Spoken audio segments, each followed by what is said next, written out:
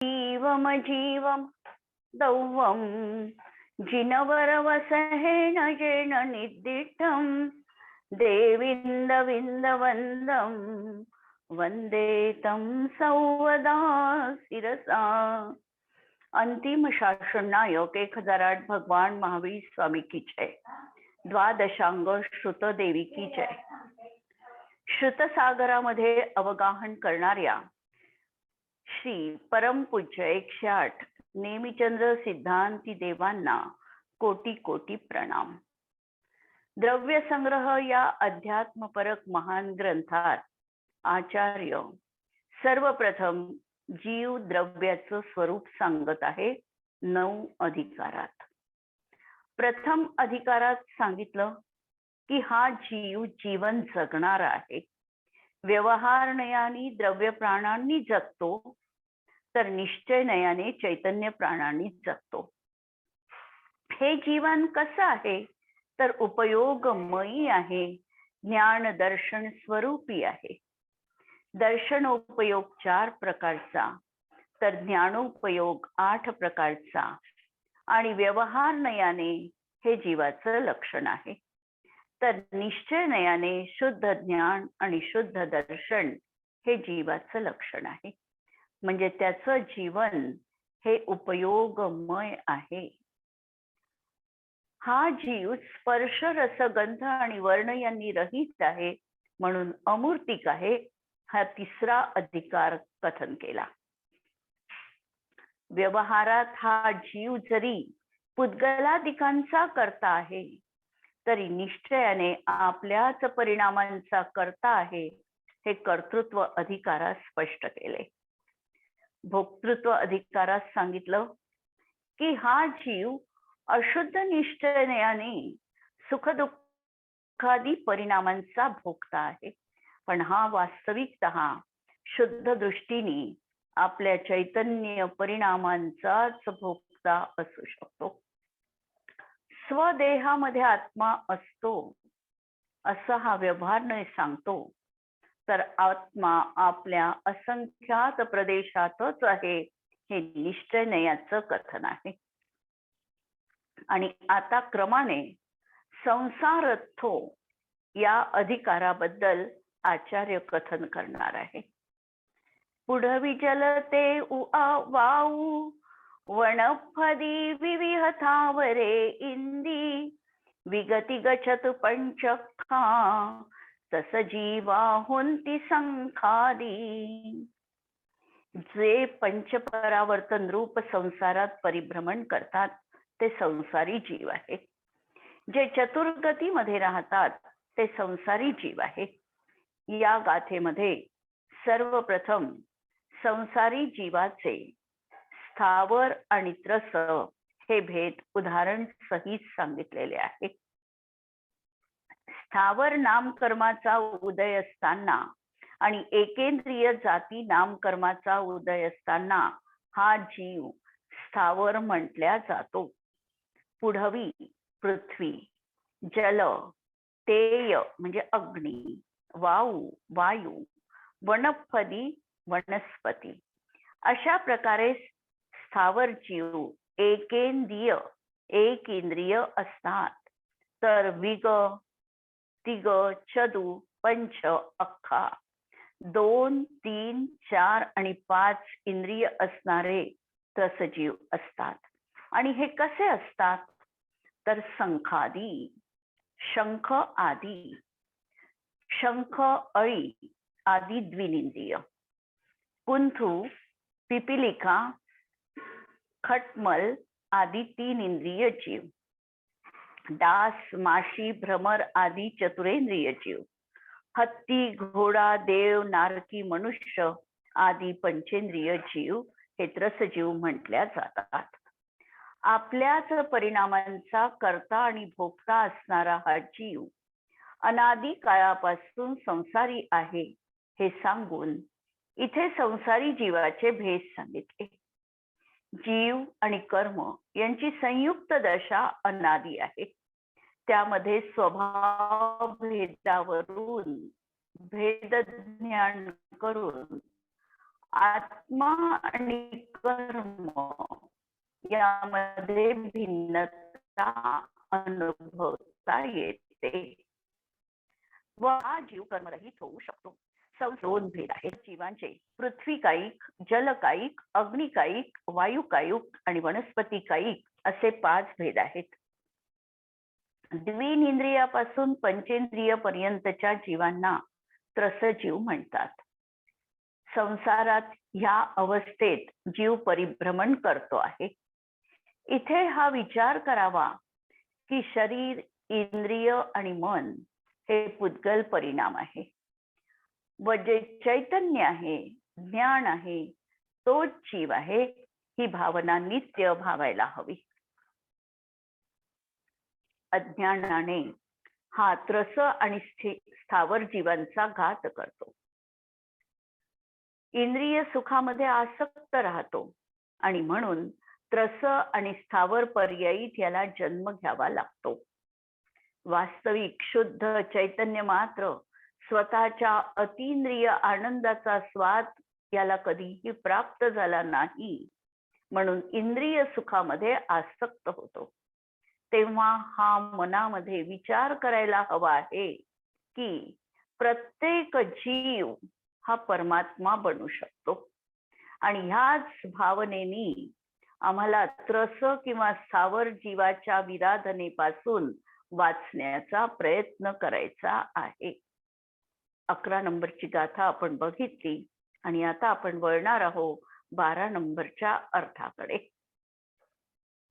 या 12 नंबरच्या गाथेमध्ये जीव समासांच्या द्वारा संसारी जीवाचं वर्णन करणार आहे. प्रथमतः समास कशाला म्हणतात तर ज्याच्या द्वारा जीवाचा संग्रह केला जातो, एकत्रीकरण केल्या जातं, त्याला समास असं म्हटलं जातं. अनेक भेद प्रभेदांना ज्याच्याद्वारे जाणले जाते त्याला जीव समास असं म्हटलं जातं. जसं समनस्का मनस्का हा, तर याच्यामध्ये समनस्क जीव आहे आणि अमनस्क जीव आहे. याच्या माध्यमातून जीवाची ओळख पडते आणि म्हणून याला जीव समास असं म्हटलं जातं. साधारणतः जीव समास द्रव्य संग्रहामध्ये 14 प्रकारचे येणार आहे.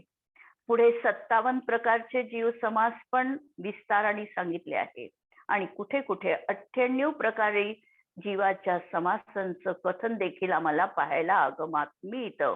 असे हे जीव समास. आणि या संबंधामध्ये द्रव्य संग्रहामध्ये नेमिचंद्रदेव म्हणतात, समना अमनानेया पंचेंद्रिय निम्मणा परे सव्वे बादर सुमे इंदी सव्वे पज्जत इदराय. पंचेंद्रिय समना अमना निया, पंचेंद्रिय जीव संज्ञी आणि असंज्ञी असे आहे.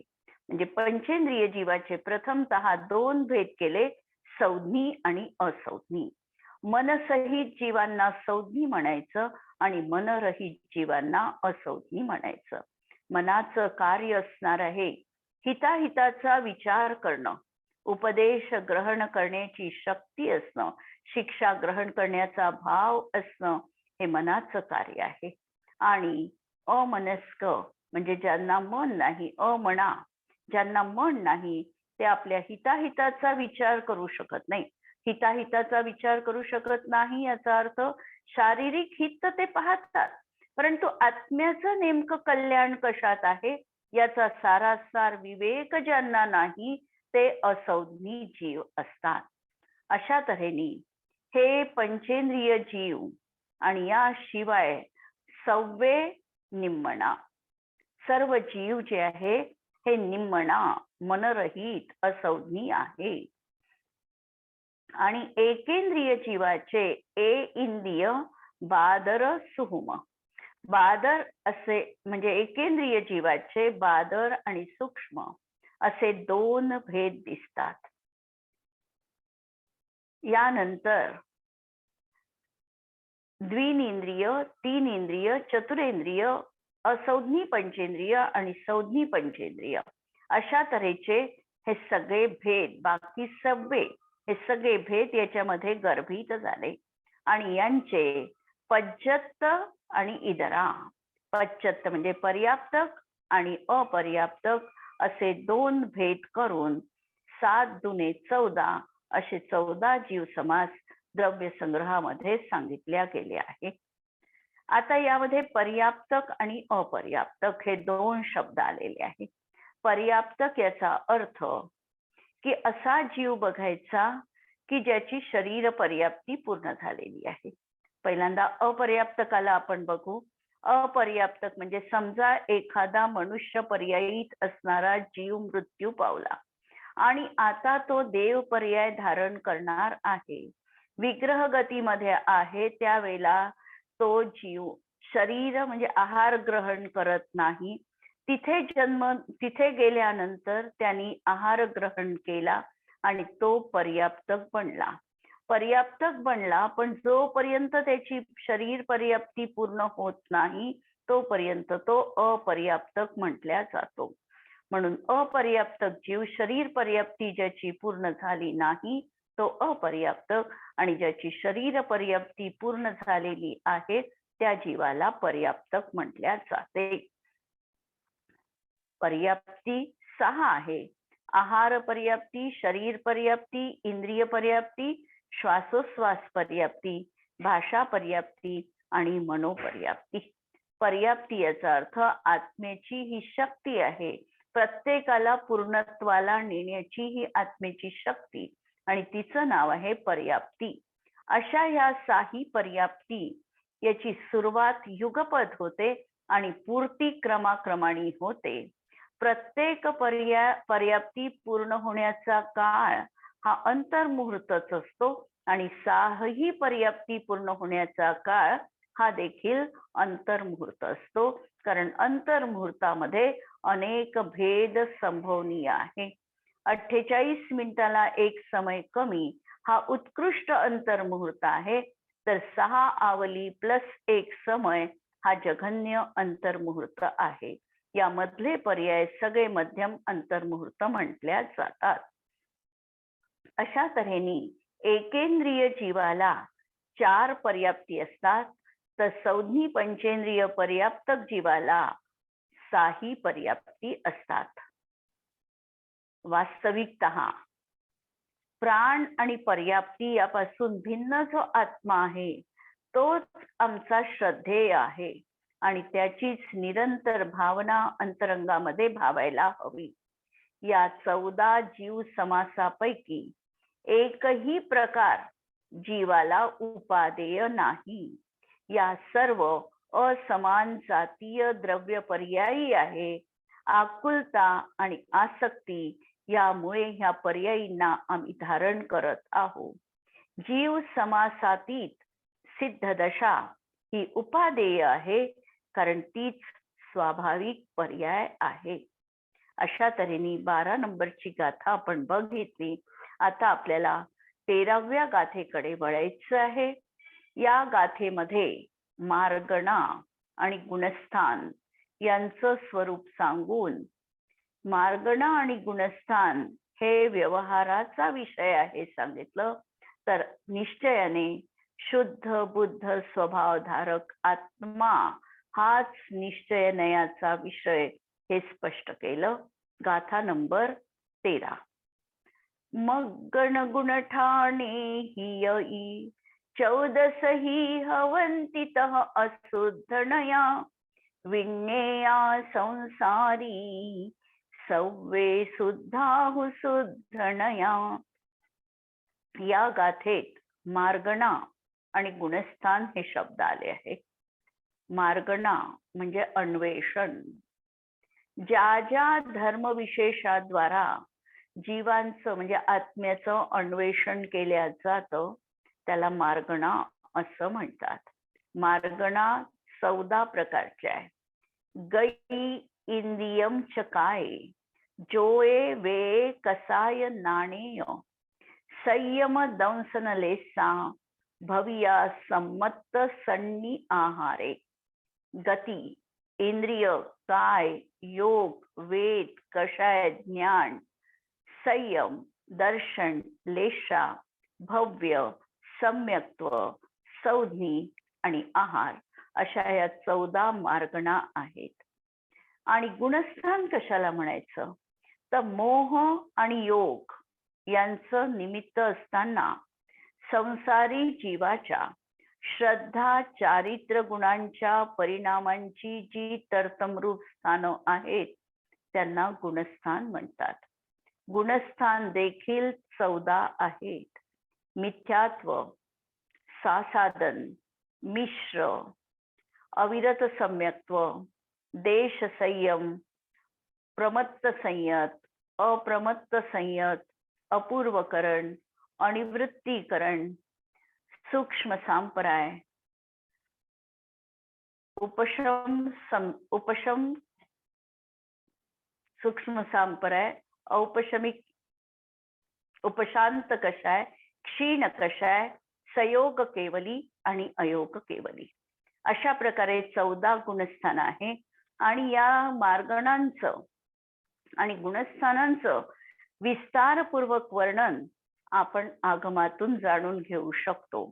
या ठिकाणी खूप गाथेचा विस्तार होईल, यास्तव या ठिकाणी हे प्रकरण मी सांगत नाही. परंतु भेदपूर्वक व्यवहाराने जीव गुणस्थानानुसार जाणला जातो.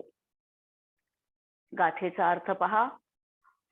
मार्गणा आणि गुणस्थान, मग्गण आणि गुणठाणीय हे 14 म्हणजे 14 आहेत. अशुद्ध नयाने संसारी जीव 14 मार्गणा किंवा 14 गुणस्थानात 14 प्रकारचे आहे असे जाणा. मात्र निश्चय नयाने सर्व संसारी जीव सुद्धा, हा महत्वाचा शब्द, की निश्चय नयाने सर्व संसारी जीव सुद्धा शुद्ध आहे. जेव्हा सिद्धांच निज मनोमणी भाजन भारया, समरसैक सुधा रस धारया, सकल बोध कला रमणीयकम सहज सिद्धमहम परिपूजये. हे आम्ही अष्टक देतो, भावाष्टक देतो, त्यावेळेला या ठिकाणी सहज सिद्ध म्हणताना हा जो त्रिकाली शुद्ध असा परमपारिणामिक भाव स्वभावी असा हा शुद्ध नयानी दर्शविलेला आत्मा आम्हाला अभिप्रेत असतो, की मी देखील आजही या अशुद्ध पर्यायीमध्ये देखील या शक्ती अपेक्षेने बघितलं तर शुद्ध आहे आणि माझं शुद्धत्व मला पर्यायीमध्ये प्रगट करायचं आहे. हा अष्टक देताना सुद्धा मनामध्ये भावार्थ मला घ्यायचा आहे. अशा तऱ्हेने या मार्गणांमध्ये आणि गुणस्थानामध्ये केवल दर्शन, केवल ज्ञान, क्षायिक सम्यक्त्व आणि अनाहरकपणा, संसारी अवस्थेतला अनाहरकपणा नाही. सिद्ध बनल्यानंतर तो जीव निश्चयाने जो अनाहरक बनणार आहे तो, कारण संसारी अवस्थेत हा जीव जास्तीत जास्त 3 समय अनाहरक राहू शकतो. तो अनाहरकपणा न घेता त्रिकाली शुद्ध स्वभावामध्ये तो कर्माचं ग्रहण करत नाही. तो अनाहरकपणा हेच आत्म्याचं स्वरूप आहे आणि हे साक्षात उपादेय आहे. एक देश शुद्ध नयानी कारण परमात्मा उपादेय आहे, तर बाकी सर्व हे आहे. 11, 12 आणि 13 या गाथेमध्ये संसारी जीवाचं अशा प्रकारचं वर्णन केलं. आता येणाऱ्या या गाथेत पूर्वार्धामध्ये सिद्धाचं स्वरूप आणि उत्तरार्धात त्याचा ऊर्ध्वगमन अधिकार स्वभाव याचं कथन आचार्य करणार आहे. निक्कम्मा अठ्ठगुणा किंचूणा चरम देह दो सिद्धा लोयगठिदा निच्छा उपादवये हि संजुत्ता. निक्कम्मा हा जीव कसा आहे, तर 8 कर्मांनी रहित आहे. जे ज्ञानावर्णादी 8 कर्म आहे यांचा त्याच्या जीवनामध्ये आता क्षय झालेला आहे, नाश झालेला आहे. आणि 8 गुणा या कर्मांचा नाश केला आणि एक एक गुण याच्या जीवनात स्वभाव रीतीने प्रगट झाला. कर्मांचा नाश झाला म्हणून गुण प्रगट झाले हे देखील व्यवहारनयाचे कथन आहे. वास्तविकता याचे गुण याच्यामध्ये सदैव विद्यमान होते. कर्माचं आवरण होतं, कर्माचं पटल होतं, हे नष्ट झालं, दूर झालं आणि याचे स्वाभाविक गुण तेजानी प्रगट झालेले आहे. असे 8 गुण. ज्ञानावरण कर्माच्या अभावात अनंत ज्ञान, दर्शनावरण कर्माच्या अभावात अनंत दर्शन, मोहनीय कर्माच्या अभावात अनंत सुख, अंतराय कर्माच्या अभावात अनंत वीर्य, आयु कर्माच्या अभावात अवगाहनत्व, नामकर्माच्या अभावात सूक्ष्मत्व, गोत्र कर्माच्या अभावात अगुरु लघुत्व आणि वेदनीय कर्माच्या अभावात अव्याबाधत्व, अशा 8 गुणांचा हा जीव धारक आहे. आणि एकदा या सिद्धपदाची त्याला प्राप्ती झाल्यानंतर हे गुण त्याच्या जीवनामध्ये निरंतर राहणार आहेत. अंतिम शरीरापेक्षा हा किंचित न्यून आकार रूप आहे. आता हा जरी असंख्यात प्रदेशी निश्चयानी असला तरी मुक्त अवस्था प्राप्त झाल्यानंतर तो लोकव्यापी बनत नाही, तर त्याचं अंतिम शरीर जे होतं त्याच्यापेक्षा किंचित न्यून असा आकार त्याचा असतो. असा हा किंचित न्यून असा आकार. सिद्धपदाची प्राप्ती झाल्यानंतर हा एका समयामध्ये ऊर्ध्वगमन करून लोकाच्या अग्रभागी स्थित होतो.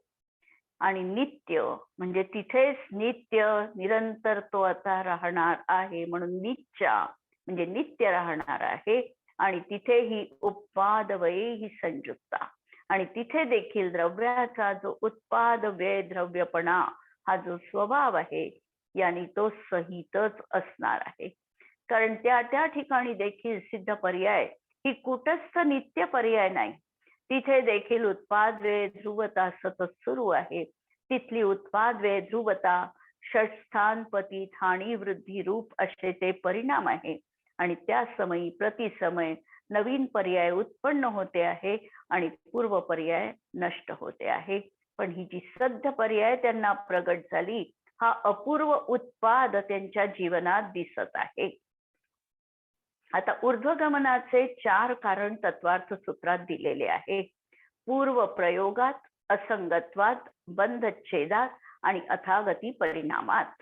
आणि यासाठी त्यांनी 4 उदाहरणं पण दिली. आविद्ध कुलालवत, अपगत लेपालांबुवत, एरंड बीजवत आणि अग्निशिखावत, अशा प्रकारची 4 उदाहरणं पण दिली. की कुंभकाराचं चाक पहिल्यांदा फिरत आहे, ते जसं काही काळ फिरविण्याचं थांबवल्यानंतर देखील ते गतिमानच असतं, त्याप्रमाणे हा जीव ऊर्ध्वगमन स्वभावी आहे. नंतर अपगत लेपालांबुवत, एरंडीच्या बीजाला जर आम्ही त्या ठिकाणी लेप लावला आणि पाण्यात टाकलं तर पाणी माती निघून गेल्यानंतर ते जसं फुटून बाहेर येतं, त्याप्रमाणे हा जीव आहे. नंतर एरंड बीजवत झालं. अपगत लेपालांबुवत, एखाद्या भोपळ्याला जर मातीचा लेप लावला आणि ते पाण्यात टाकलं तर लेप निघून गेल्यानंतर तो भोपळा जसा स्वभावाने वर येणार आहे, त्याप्रमाणे हा जीव आहे. आणि अग्निशिखावत, अग्नीचा स्वभाव जसा ऊर्ध्वगमन करण्याचा आहे, त्याप्रमाणे ह्या जीवाचा स्वभाव देखील ऊर्ध्वगमन करण्याचा असणार आहे. शिवाय हा जीव लोकाग्रपर्यंत जातो. पुढे धर्मास्तिकाया अभावात, धर्मास्तिकायाचा अभाव आहे म्हणून तो पुढे जात नाही. अशा तऱ्हेने सिद्धाची ऊर्ध्व पर्याय आपण बघितली. आता प्रथम 3 गुणस्थानं ही जी आहे त्यामध्ये जीव बहिरात्मा आहे. 4थ्या गुणस्थानामध्ये तो जघन्य अंतरात्मा आहे. 5व्या गुणस्थानातील जीव हा मध्यम अंतरात्मा, तर 6 ते 12 गुणस्थानामध्ये उत्कृष्ट अंतरात्मा आहे. 13व्या आणि 14व्या गुणस्थानवरती अर्यंत हे सकल परमात्मा आहे, तर सिद्ध जीव निकल परमात्मा आहे. यामध्ये बहिरात्मता हेय जानितजी अंतर आत्म हुजे, परमात्म को ध्याय निरंतर जो नित आनंद पूजे. अशा प्रकारचा हा परमात्मपणा आम्हाला सर्वथा साक्षात उपादेय आहे.